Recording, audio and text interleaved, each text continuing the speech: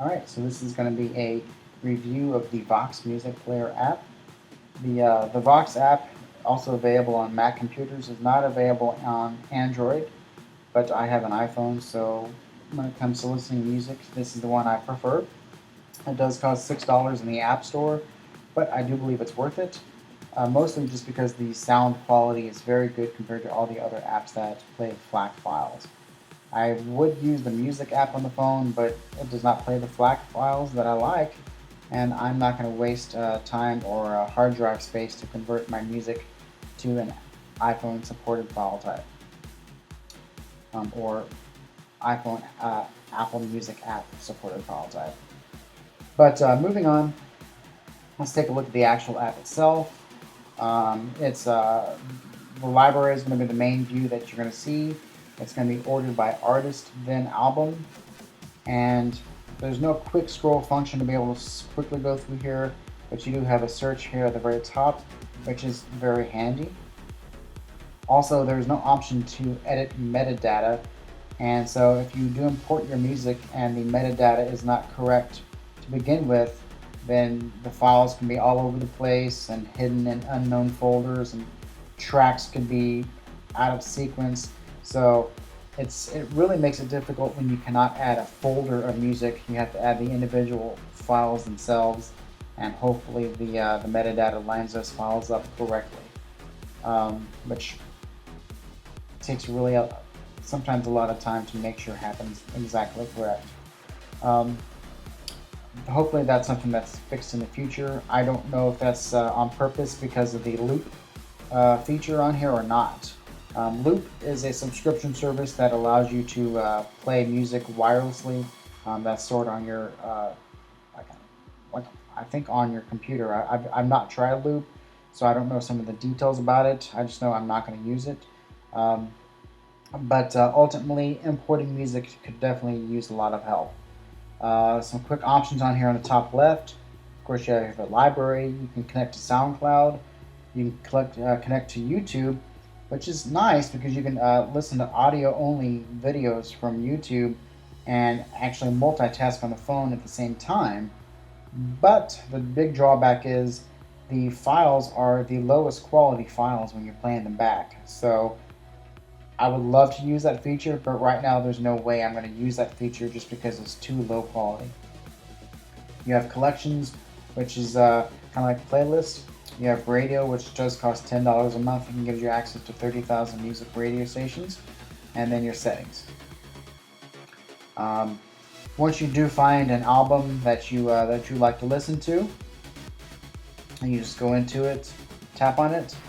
If there's album artwork included, you'll see it here. You can play the entire album, or you can find whichever track that you want to play. Once you do start playing the track, it shows up here at the very bottom. So we're going to play the track here, and then you can see it right here at the bottom. Then to actually see the track going, you're going to slide up your finger from the very bottom. And here's where you see basically the bulk of the information about the track itself. On the top left, you can see that's a FLAC file, 44.1 kilohertz, 16-bit. You can see the actual track right here, all the highs and lows. And this is a really nice feature that I have not ever seen on an app, to really show where you are in the file in more detail than just a flat bar. I actually use this quite a lot because I may look for a particular section of a song to listen to, especially on some really long songs where it might be hard to navigate. You have some basic features up here as far as repeat shuffle. You can add it to a collection. You have AirPlay. The share option is weird. It's kind of like a main option on here, and it's right in the middle. All it does is share basically a Twitter message as far as what you're listening to. So I will never use that feature, and just I don't like it that it's right there in front of me. You have the equalizer, which is the best equalizer I've seen on a app yet. As you can see, everything is listed here and more descriptions of what you're doing to equalize the music rather than just genres of music. And you can even go into the manual EQ and set your own. And even if you do choose one of the presets, then you can go back to manual EQ and see what that preset is and make changes to it.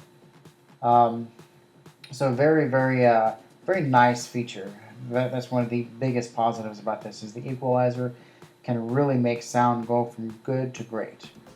You also do have gapless playback, which is very important, especially if two tracks are designed to flow into one another. You don't want that split little second of nothing, which just kind of makes for an uneven listening experience sometimes. Then at the very bottom is the queue. Basically shows you what's next. You can move songs around in the queue like this. You can remove songs from the queue by deleting them. You can remove all of them. You can go back and find other albums and add those to the queue. Basically, a lot of great options for getting your playlist lined up. Maybe if you're getting ready to take a drive or something and you don't want to be fooling around with the songs that you want to listen to on your drive. So I really like that feature. Compared to other apps, this one is definitely missing some features. There is no sleep timer. The overall look of the app, the navigating the app does take some getting used to, but once you do, you can really quickly find your way around a lot faster than lots of other apps out there actually. So do give it a chance. The overall experience, the colors I like. This orange and dark gray really looks nice on a screen. Changing the colors would be a nice option, just not really important, but nice, a little bonus. Um, Other than that, really there's not too many things to complain about. Mostly it just has to do with navigating the artist and album and then importing the music. Importing the music is the most important thing. uh, that allowing you to add folders would be a lot of help. Because for instance, Equalizer Pro, you can add folders, and if you go into a folder, you can actually view an info text file if you have one. You can view pictures if you have like album artwork, and then you don't have to worry about the metadata. You can import the folder exactly as it appears on your computer, and everything's in order. But it does have some. These apps do have some other limitations that Vox just easily takes care of. Overall, $6 in the App Store. I highly recommend it, unless you just don't care about listening to music too importantly as far as the native files go. Most people's going to use the music app, but for me, I really want those FLAC files because that's what I download and that's what I want to use. So other than that, that's going to be the very first thing as far as listening to any music, and especially listening to Led Zeppelin bootlegs. I highly recommend the Vox Music app, and the more people who actually download it, I'm sure the better it's going to become, because then the company has a reason to continue making it better.